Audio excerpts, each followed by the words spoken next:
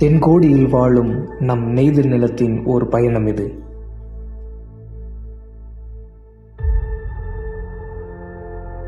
ஒரு உலகை ஆளும் ஒரு உவகையே சமுத்திரம். அதற்கு உரிமை பெயருடையவன் மீனவன். ஆள்கண்டு அஞ்சும் கடல் அவனுக்கு துயில் கொள்ளும் தாயின் மடி. கடல் அலைகளின் ஓசை தாயின் தாலாட்டு. அதனை கேட்டு வளர்ந்தவன் மட்டுமன்று, வாழ்வும் அவனே. அத்தாயின் அரவணைப்பில் மாண்டவர்கள் பலர். எனினும் என்றும் குன்றாது வீரம் புரியும் போர்க்களத்தின் தலைவனாவான். என்ன உணர்வுகள் இருந்தாலும் ஒன்றே உணர்வு கொண்டவன், அவனே மீனவன்.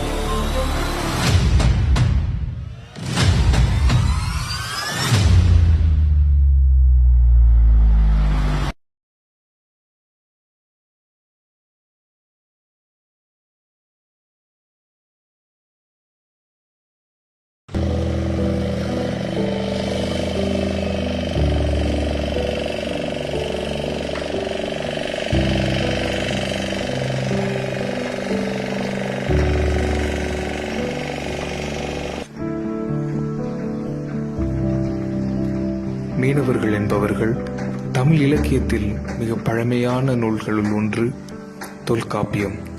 அத்தகைய சிறப்புமிக்க தொல்காப்பியத்தில் கூறப்பட்டது 5 வகையான நிலங்கள். அதில் குறிஞ்சி, முல்லை, மருதம், நெய்தல், பாலை என 5 வகையான நிலங்களை குறிப்பிடப்பட்டுள்ளது. அதற்கு முன்பே எழுதப்பட்டது அகத்திய நிலம். அதில் 4 நிலங்களை குறிப்பிடப்பட்டுள்ளது. அதில் முதலாவது வருவது நமது நெய்தல் நிலம். அந்த நெய்தல் நிலத்திற்கு உரிமை பாராட்டக்கூடியவர்கள் நமது மீனவர்கள்.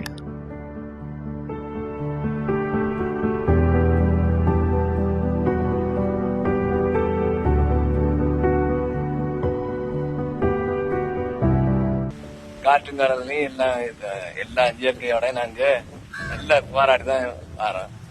காத்து, மழை, புயல் எல்லாம் கரை வரும்போதுதான் எங்களுக்கு உயிர் கிடைச்சது மாதிரி இருக்கு. கடல்ல போனா உயிர் கடவுளுக்கு எல்லாமே வளங்களும் குறைவு, மீன் வளமும் நல்ல குறைவா போன்று. இப்படியே போனா மக்களுக்கு மீன மக்களுக்கு வாழ்வாதாரம் குறைச்சு போகும். அது பரம்பரையாட்டு உள்ள தொழில். அதாவது மீனவர்கள் சொல்றது பரம்பரையாட்டு. எங்களுக்கு முன்னாடியே மீனவர் இது மக்களை படிக்க வச்ச நிலைமை இல்லாதனாலதான் ஒவ்வொருத்தரும் தொழிலுக்கு இறங்குது. போகும்போது சாப்பாடுகளை தூண்டிட்டு எல்லாம் தூண்டிட்டாங்கன்னா வலை கொண்டு போறோம்.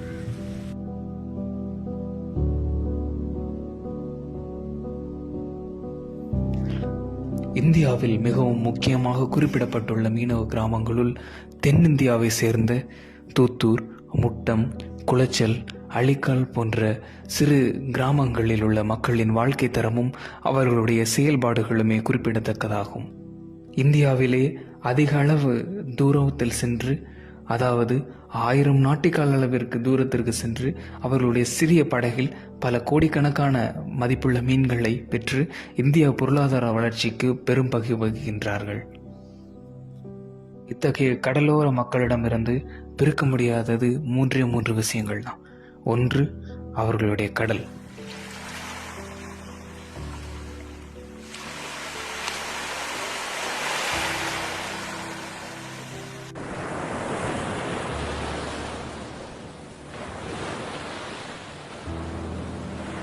இரண்டாவது, கிறிஸ்தவ மதம்.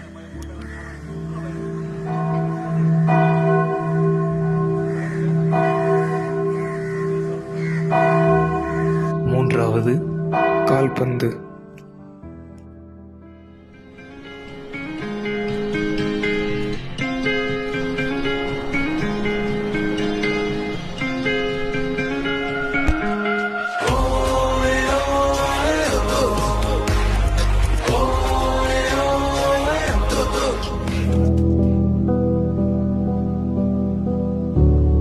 என்னதான் சகஜமான வாழ்க்கை வாழ்ந்தாலும், மகிழ்ச்சியாக இருந்தாலும், அவங்களுக்கு வர இயற்கை பேரிடர்கள் எப்பொழுதுமே அவங்களுக்கு ஒரு பெரிய சவாலாக தான் இருக்கு.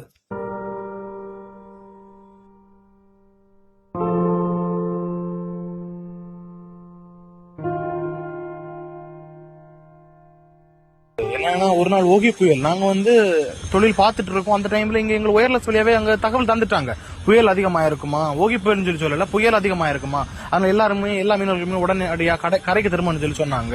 நாங்க அந்த நேரம் கரைக்கு வந்துட்டு இருக்கும் போதே கடல் கொந்தளிப்புனால எங்க போட் வந்து கடல்ல முங்க போய் அந்த மாதிரி ஒரு நிலைமையில தான் கூட ஒரு போட்டோட சப்போர்ட்னால தான் நாங்க கரையை வந்து, இல்லைன்னா எங்களுக்கு அந்த எங்களோட உயிரை இருந்திருக்காது எங்ககிட்ட.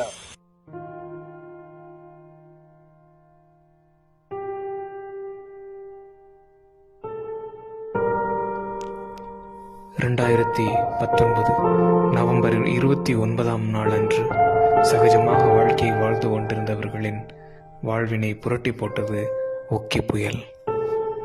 சிறு பொழுதிலே பல 100 மீனவர்களின் வாழ்க்கை கடல் நீரில் கரைந்து சென்றது.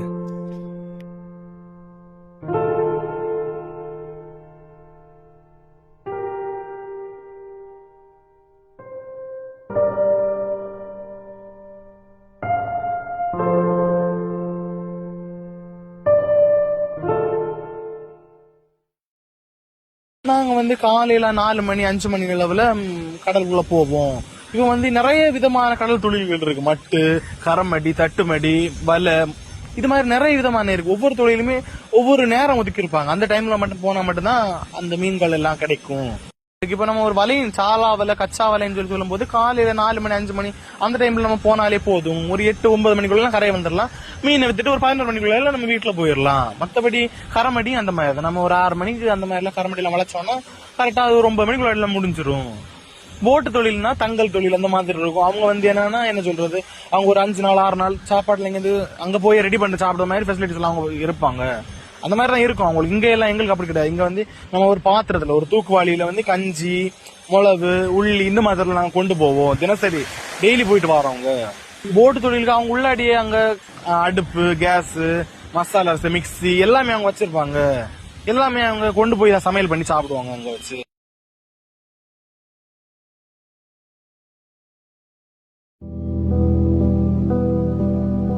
எங்களுக்கும் கடலுக்கான தொடர்பு என்னன்னா, நாங்க வந்து என்ன சொல்றது, கடல்ல போனா கண்டிப்பா ஒரு நாள் அது உயிர் போவான்னு சொல்லிட்டு எங்களுக்கு தெரியும். அதையும் தாண்டி நாங்க போகத்தான் செய்வோம். இப்ப என்ன சொல்றது, ஒரு ஆள் தொழில் போய் இறந்து போயிட்டாங்க, அவங்களுக்காக நாங்க 2 நாள் மெனக்கெட்டு இருக்கதான் செய்வோம். இருந்தாலுமே அடுத்த நாள் நாங்க போனாதான் எங்களுக்கு சாப்பாடு.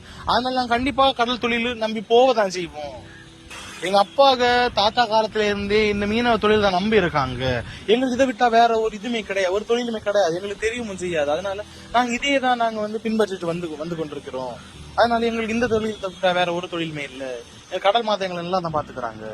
கடலை நாங்க தெய்வமா வணங்குவோம். ஒரு நாளுமே அது அவமதிச்சமா நடக்க மாட்டோம். கடவுள் எங்களுக்கு உணவு தரக்கூடியது, எங்களை வாழ்வழிக்க கூடியது. அதனால நாங்க அதை எப்பவுமே தெய்வமா தான் வணங்குவோம். கடல் மாதா எங்களை எப்பவுமே பாதுகாத்து தான் இருக்காங்க.